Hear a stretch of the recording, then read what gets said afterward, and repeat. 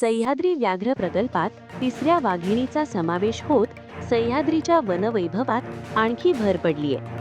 मध्य प्रदेशातील पेंच व्याघ्र प्रकल्पातून आणलेली लाडू नामक वाघीण शनिवारी पहाटे कोयना अभयारण्यातील नैसर्गिक अधिवासात यशस्वीरित्या मुक्त करण्यात आलं.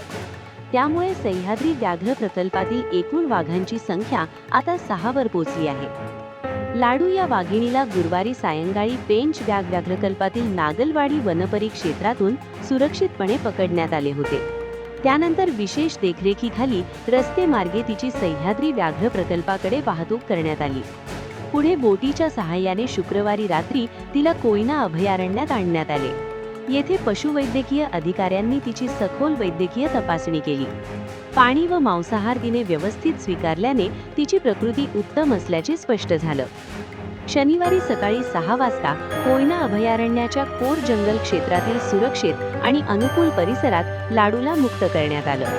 कोयना अभयारण्यात आधीपासून वास्तव्यास असलेला नर वाघ STR-03 बाजी याच्या जोडीला आता STR-06 लाडू दाखल झाल्याने सह्याद्रीतील व्याघ्र संवर्धनाला नवी दिशा मिळाली आहे.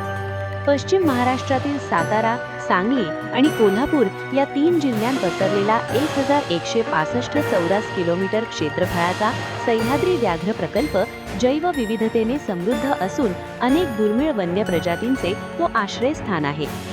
राज्य शासनाचा महत्त्वाकांक्षी प्रकल्प म्हणून ओळखल्या जाणाऱ्या या व्याघ्र प्रकल्पात वाघांच्या वाढत्या संख्येमुळे भविष्यात वन्यजीव संवर्धनासोबतच पर्यावरणपूरक पर्यटनालाही चालना मिळेल अशी अपेक्षा व्यक्त केली जाते.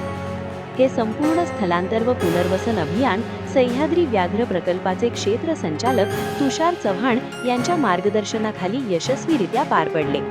वन विभागाच्या पथकाने नियोजनबद्ध आणि काटेकोर कार्यवाही केल्याने लाडूची सह्याद्रीतली एंट्री ऐतिहासिक ठरली आहे.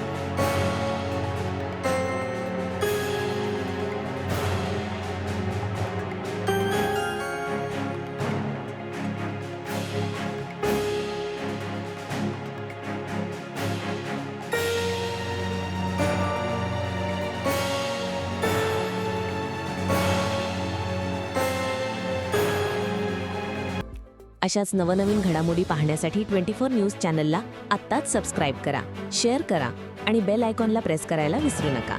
आणि हो, तुमची प्रतिक्रिया देखील कॉमेंट बॉक्समध्ये नोंदवा.